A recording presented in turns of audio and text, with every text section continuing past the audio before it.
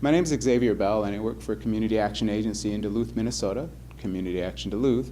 And I am responsible for an arm of the organization called Community Engagement. Community Engagement moves forward initiatives, focuses on educating people around the intersections of race, class, poverty, isms, and then we advocate on behalf of interests who are experiencing a level of poverty or injustice.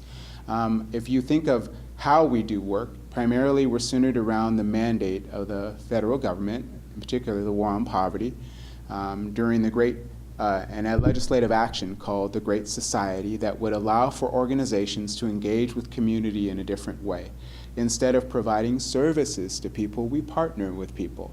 We believe that people know what they need if given the opportunity to make the decision and move forward those things and have an understanding of some of those hidden rules where you feel as though they're speaking another language, maybe Robert's Rules of Order at a board meeting, and you walk in and it's like, I don't talk like that in my home, so why are they talking like that in a public sector? So providing people with insight about those things in order to really move forward platforms or ideas on their behalf. The War on Poverty was unbelievable, actually. When it started in the 60s, 5 years after it started, it was the first time in history that the poverty rate went down.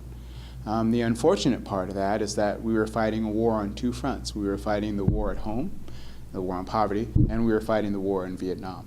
And so as a result of legislative action and at times community not being as interested in moving forward things on their behalf, which is honestly what ended up happening, people who had a different position begin to say this is important, we need to fight this war instead of the war at home. Resources went towards that.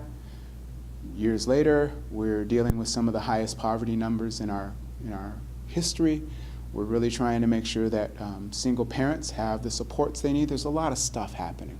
So the reason why we exist, in particular this arm of Community Action Duluth, is to be a resurgence to that momentum, that energy, and start to move forward things that are directly related to the successes of our community and the people who live in our community.